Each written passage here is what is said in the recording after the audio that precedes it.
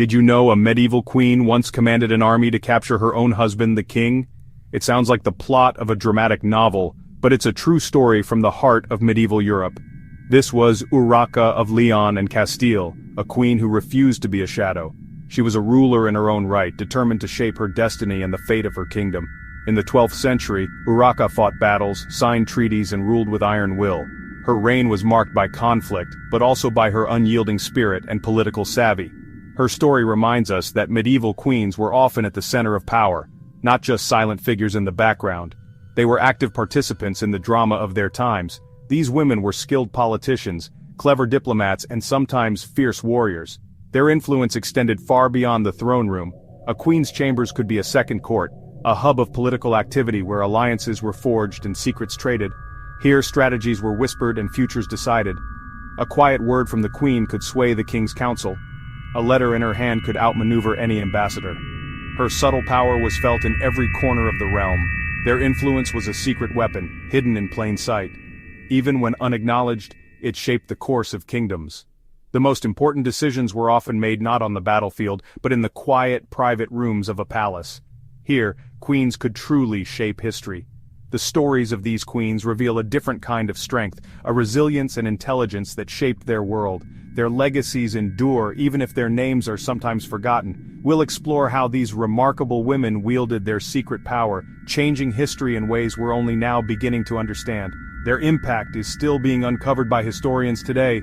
Let's step into the hidden world of medieval queens and discover the untold stories of their courage, cunning, and command. A medieval queen's power began with marriage, a political contract, not a love story. These unions were carefully arranged, often when the bride was still a child, and every detail was negotiated to benefit both families. Her dowry brought lands, money, and alliances, making her valuable from the start. The wealth she carried could change the fortunes of entire kingdoms, and her arrival was often celebrated with grand ceremonies and feasts. She was a living symbol of treaties between powerful families or countries. Her presence at court was a daily reminder of the fragile peace or unity her marriage had created. If she was unhappy, the alliance itself could be at risk. Discord between queen and king could spark political tension and even threaten the stability of the realm. Her main duty, produce a male heir. The birth of a son secured the dynasty, while failure could lead to personal tragedy or political crisis. The dynasty's future rested on her shoulders. Every child she bore was a potential pawn in the game of power, marriage, and succession. As mother of the next king, she gained immense influence, shaping her son's upbringing and the kingdom's future. Her guidance could determine the character and policies of the next ruler. Queens often served as regents, ruling when the king was away or if the heir was a child. In these moments, her authority was absolute, and her decisions could change the course of history. As regent, she issued laws, commanded armies, and managed finances, proving a woman could rule as effectively as any man. Her leadership was tested in times of war and peace alike. Queens were also major landowners, controlling estates and revenues, giving them financial independence. This wealth allowed them to act with authority, even when the king was present. With their own resources, they built networks of loyal followers, an essential power base. These supporters could be called upon in times of need, offering protection and influence. This network was a queen's secret weapon, ready to be used when she needed to challenge rivals or push her agenda. Behind the scenes, she could shape decisions and sway opinions. Medieval queens were far more than just royal wives. They were power brokers in their own right. Their actions and choices could tip the balance of power.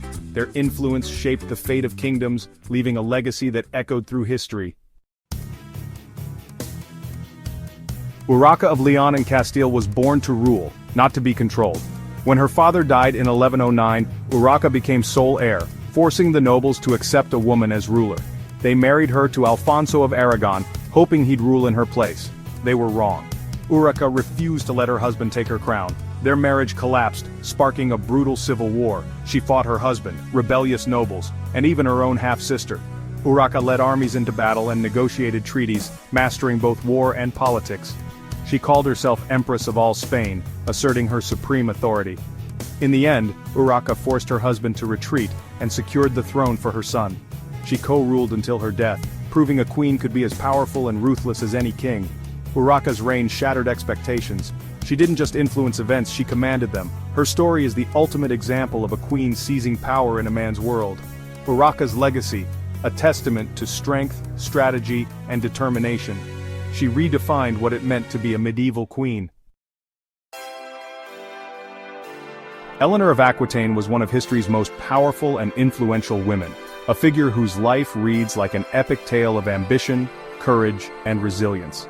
At just 15, she inherited the vast and wealthy Duchy of Aquitaine. Her lands were richer and more extensive than those of the King of France himself, making her the most sought-after heiress in Europe. She soon married Louis VII, becoming Queen of France, but Eleanor refused to be a mere ornament at court. She was determined to wield real influence and shape the destiny of her realm. Defying expectations, Eleanor joined the Second Crusade, scandalizing Europe by riding with the army and leading her own vassals into battle, a rare sight for a woman of her time. Her marriage to Louis eventually soured. After a dramatic annulment, she shocked the world by marrying the ambitious Henry Plantagenet, future King of England, just weeks later. When Henry ascended the throne, Eleanor's lands merged with his, creating a vast Angevin empire stretching from Scotland to the Pyrenees, an unprecedented union of power and territory. She gave Henry 8 children, including the legendary Richard the Lionheart and the infamous King John, shaping the future of both England and France through her descendants. As regent, Eleanor governed England with wisdom and authority while Henry was away at war, proving her skill as a ruler in her own right. But their marriage broke down. Eleanor boldly supported her sons in rebellion against their father, leading to her imprisonment for 16 long years in royal captivity. Even behind stone walls, her influence was so great that her power was still feared by kings and courtiers alike. After Henry's death, her son Richard the Lionheart freed her, and Eleanor returned to the heart of power, helping to rule the empire once more.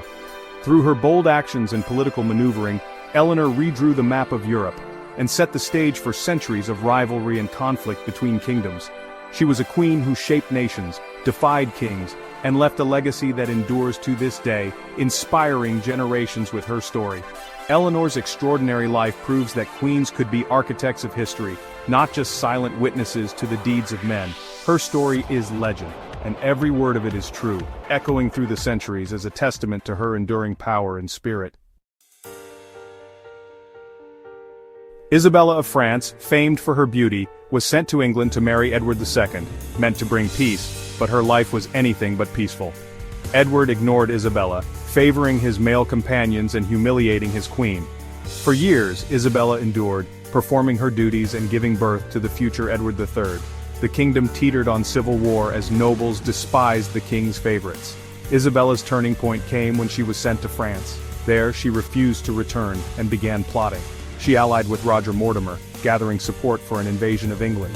In 1326, Isabella and Mortimer landed with a small army, but the people and nobles rallied to her side. Edward's support collapsed, his favorite was executed, and the king was forced to abdicate. Isabella, once sidelined, became the she-wolf of France, a queen who invaded her own kingdom and deposed a king. Her boldness changed the course of English history. Isabella's story is a reminder. Underestimated queens could become the most dangerous players of all. She proved a queen's will could topple a throne. Her legacy is one of daring and transformation. Queens were the ultimate diplomats, connecting royal courts through marriage and family ties. Their personal letters and appeals could prevent wars or ignite them. Isabella's conflict with Edward II led to invasion. Eleanor's marriage to Henry II fueled the 100 Years' War. Queens acted as living links between nations, bridges or powder kegs. As regents during war, queens raised armies, managed finances, and inspired their people. Queen Philippa of Hainaut rallied troops to victory at Neville's Cross while her husband fought abroad. Queens became symbols of unity and resistance, rallying nations in crisis. Margaret of Anjou led armies for her son's inheritance during the Wars of the Roses.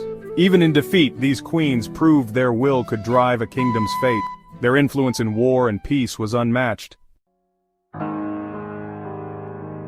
Medieval queens shaped culture as much as politics. Their tastes set trends in fashion, art, and music. What the queen loved, the court followed. As patrons, they turned their courts into centers of creativity and innovation.